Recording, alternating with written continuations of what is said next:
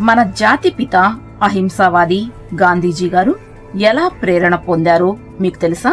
గాంధీ గారు తన ఆత్మకథలో తాను సత్య హరిశ్చంద్ర నాటకం చూసి సత్యమునే పలుకవలనని ఇచ్చిన మాటకు కట్టుబడి ఉండటానికి హరిశ్చంద్రుడు రాజ్యాన్ని వదిలి తన్ను తాను అమ్ముకోవడమే కాక భార్య కుమారుణ్ణి కూడా అమ్మి తను కాటి కాపరిగా మారిన సత్యమును మాత్రం వీడకపోవడం గాంధీజీని ఎంతో ప్రభావితం చేసింది అని తెలిపారు.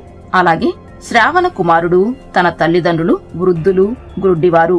వారు తీర్థయాత్రలు చేయాలనే కోరికను తీర్చుటకు కావిడి చేయించి వారిని ఇరువైపులా కూర్చుండబెట్టుకుని తల్లిదండ్రులను భారంగా భావించకుండా వారి కోసం ఎన్నో కష్టాలను సంతోషంగా భరించిన శ్రావణ కుమారుని జీవితం కూడా గాంధీ గారిని ఎంతో ప్రభావితం చేసింది అని తెలిపారు.